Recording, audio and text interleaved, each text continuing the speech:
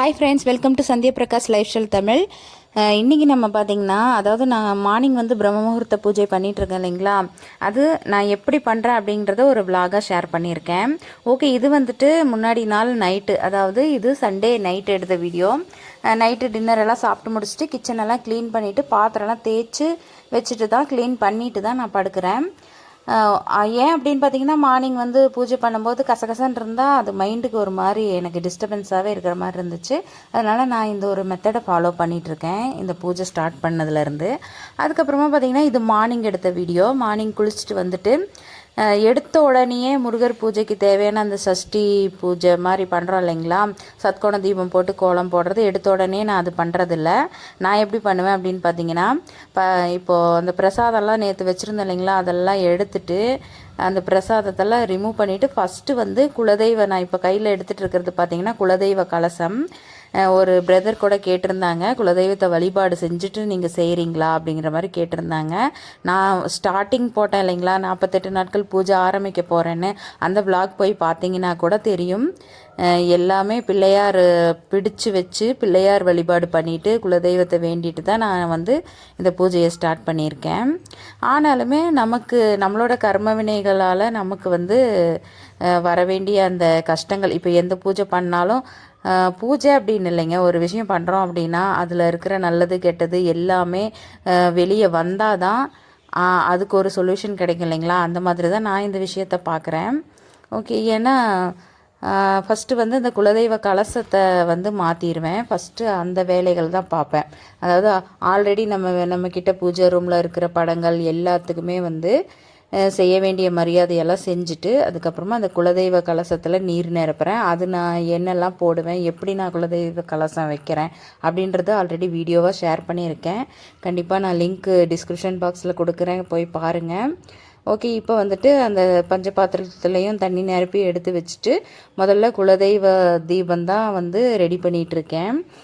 எண்ணெய் ஊற்றிட்டு எல்லாத்துக்குமே திரியெல்லாம் பார்த்திங்கன்னா ஃப்ரெஷ்ஷாக தான் போடுவேன். ஏன்னா நேற்று தான் போட்டிருப்போம், ஆனாலுமே வந்து ஃப்ரெஷ்ஷாக தான் போடுவேன். ஈவினிங் வந்து திரி அதெல்லாம் மாற்றிட்டு இருக்க மாட்டேன், தண்ணியுமே சேஞ்ச் பண்ண மாட்டேங்க, அப்படியே வந்து பூஜை பண்ணிப்பேன். குலதெய்வ கலச நீர் வந்து டெய்லியுமே இந்த பூஜை ஆரம்பிச்சதுலேருந்து டெய்லியுமே மார்னிங் வந்தோடனே சேஞ்ச் பண்ணிகிட்ருக்குறேன்.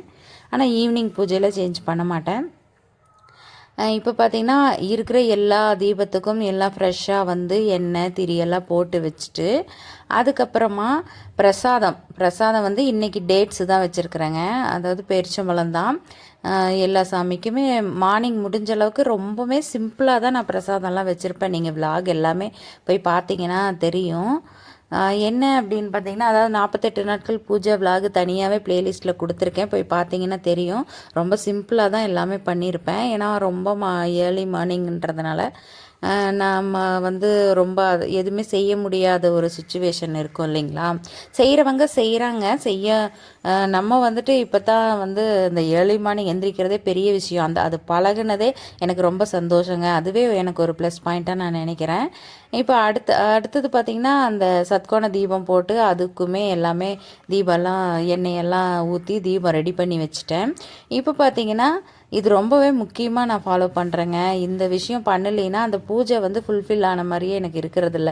அது என்ன அப்படின்னா, தேங்காய் தொட்டி தான் எரிஞ்சிட்ருக்குதுங்க. அது கங்கு எடுத்து சாம்பிராணி போடுறதுக்காக அது எரிய வச்சிட்ருக்கேன். ஓகே, இப்போ வந்து நான் தீபம் ஏற்றுறதே பார்த்திங்கன்னா, நம்மக்கிட்ட காமாட்சி அம்மன் விளக்கெல்லாம் இருக்கும் இல்லைங்களா, அதெல்லாம் தீபம் ஏற்றிட்டு குலதெய்வத்துக்கு முதல்ல தீபம் ஏற்றிட்டு அதுக்கப்புறமா தான் நான் சத்கோண தீபத்துக்கே வரேன். முருகருக்கு தீபம் ஏற்றி நான் சாமி கும்பிட்டுட்ருக்கேன். நான் இந்த மெத்தடில் தாங்க டெய்லியுமே சாமி கும்பிட்டுட்ருக்கேன். இது வந்து நமக்கு பிரச்சனை வர்றதுக்கு காரணம் வந்து நம்ம மேலே தப்பு இருக்கா அப்படிங்கிறத விட, நம்ம ஒரு விஷயம் புதுசாக பண்ணும்போது நமக்கே தெரியாமல் நமக்குள்ளே இருக்கிற அந்த பேட் வைப்ரேஷன்லாம் வெளியே வர்றது கூட ஒரு ரீசனாக இருக்கலாம் அப்படின்னு நான் நினைக்கிறேன். எல்லாமே ஒரு பாசிட்டிவாக நினைப்போமே, பாசிட்டிவாக எடுத்துக்கிட்டோம்னா நடக்கிறது எல்லாமே நல்லதாகவே நடக்கும் அப்படிங்கிற ஒரு மைண்ட் செட்டே இந்த பூஜை பண்ணினதுக்கப்புறம் தான் எனக்கு வந்திருக்கு. இந்த மாதிரி நிறைய ப்ளஸ் பாயிண்ட்டும் இருக்குது.